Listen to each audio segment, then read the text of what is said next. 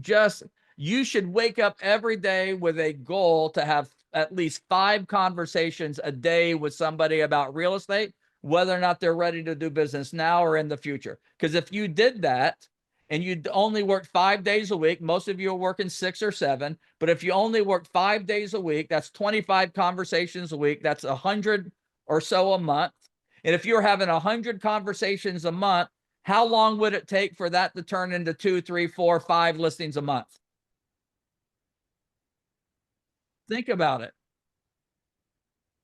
This is your mission. You think you're hunting for listings. You think you're hunting for active buyers. No, you're hunting for people that you can have a conversation with about real estate and add value to them to establish yourself as their person, their real estate person. They call you for a plumber. They call you for a handyman. They call you for a free home valuation. They call you because they're thinking about refinancing their house. They call you to, they call you for all kinds of reasons that have nothing, but you show up over and over and over, and you just add credits to their account.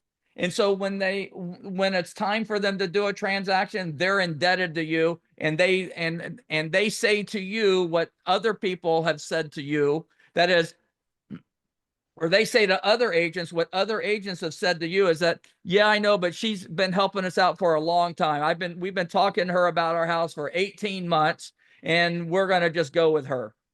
Right? How many times have you heard that from somebody? You know what they've been doing? They've been doing home valuations, helping with plumbers, and showing up and saying, should I do this or should I do that with my house? What do you think it would, if I spent $50,000 on a kitchen, how much money do you think I'll get back?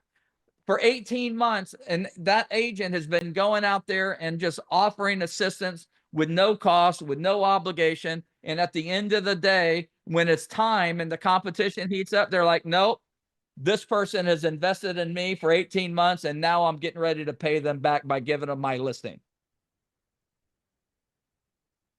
Don't you want to be that agent? Yes. That agent makes more money. That agent has more consistent income. That agent has more listings. That agent has a lot more flexibility and freedom. Yep. Okay. So that's really the one thing that you've got to avoid is fear producing language. Okay. The one thing that you all have to avoid is getting in confrontations with people and disagreeing with them, especially when you're over the phone. And the number one thing, and this is the tone that I hear that I see in some of the chats, the number one most important thing that you've got to avoid when you're thinking about converting leads is prejudging them for something they are or are not before you have any of the information.